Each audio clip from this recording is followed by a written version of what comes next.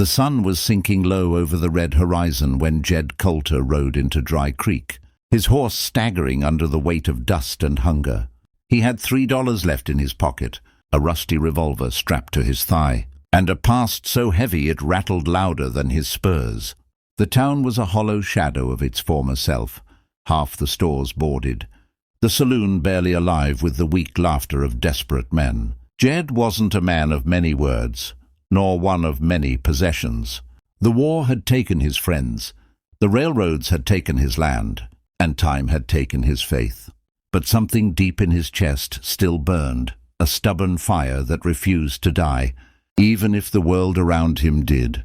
He tied his horse outside the saloon and stepped through the swinging doors, the wooden boards creaking beneath his boots. Inside, the air was thick with smoke and cheap whiskey. Men stared at him from corners, eyes narrow, hands close to holsters.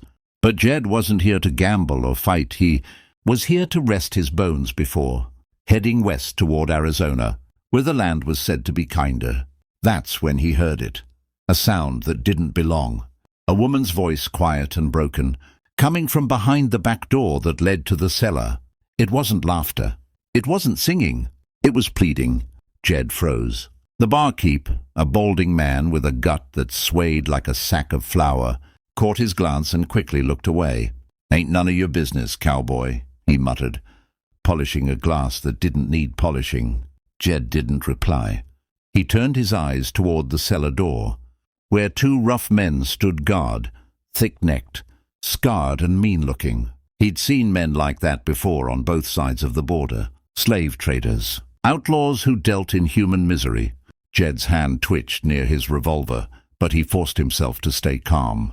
He walked to the counter, ordered a whiskey, and slid one of his $3 precious across the wood. The barkeep hesitated before taking it.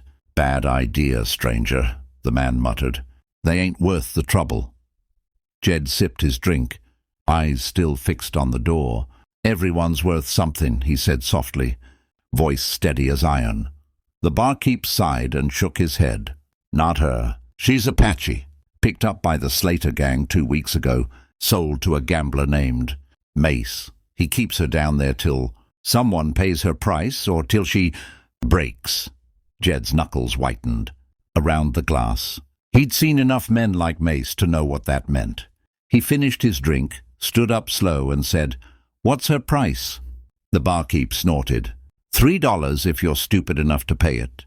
Mace says that's the cost of her feed for the week. But he'll kill you if you try. Jed nodded, pulled out the last 3 crumpled bills from his pocket and set them down. "Then I reckon it's worth dying for," he said. The barkeep swallowed hard. "You're crazier than you look, cowboy." Jed didn't answer.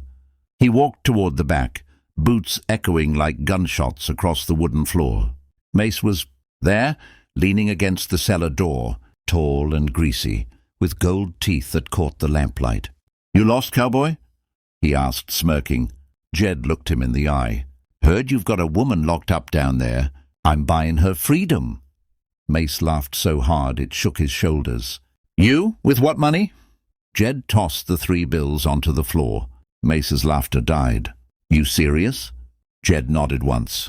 Mace spat on the ground and kicked one of the bills.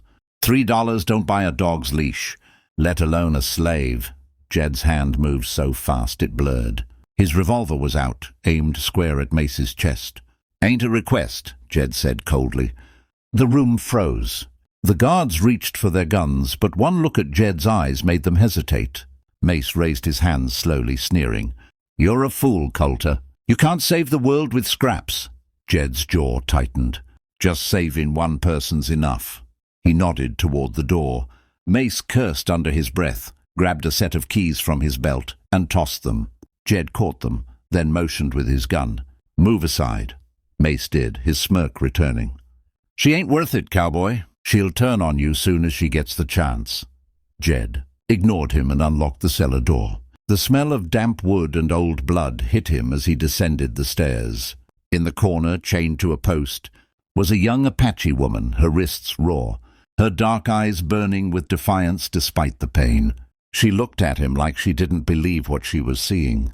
Jed knelt down, unlocked her chains, and said quietly, "You're free, miss." She didn't move, her voice barely a whisper. "Why?" Jed met her eyes. "Because no one should live in chains." She stared at him for a long moment before finally standing, her legs shaking. "They'll kill you," she said. Jed smiled faintly. "They'll try." He helped her up the stairs, and as soon as the two of them emerged, the guards raised their guns. Jed fired first. 2 shots cracked like thunder. The guards dropped before they could pull their triggers. Mace dove behind the bar, cursing, firing wildly. Jed grabbed the woman's hand and ran for the door, bullets splintering the wood around them. They burst into the street where his horse waited. Jed swung into the saddle and pulled her up behind him. "Hold tight!" he yelled. She did. They galloped into the open desert, the sound of hoofbeats fading into the canyon wind. Behind them, Mace's voice echoed through the night. "You'll regret this, cowboy. I'll find you both." Jed didn't look back. The desert stretched wide and endless before them, the sky painted in dying light. After miles of silence, the woman finally spoke. "You risked your life. For me." Jed's voice was quiet. Didn't feel like much of a life before. She studied him for a while, the wind whipping her hair across her face.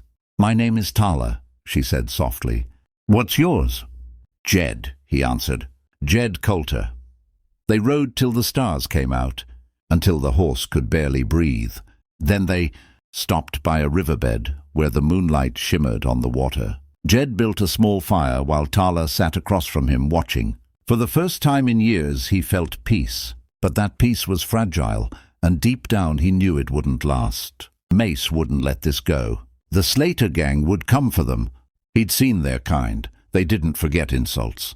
As the flames flickered between them, Tala whispered, "You should have left me there." Jed looked up. "You really think I could have?"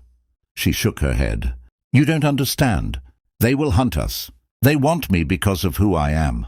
My father was Chief Naiche of the Chiricahua. They think they can use me to get to him." Jed's heart sank. He'd just turned a rescue into a war.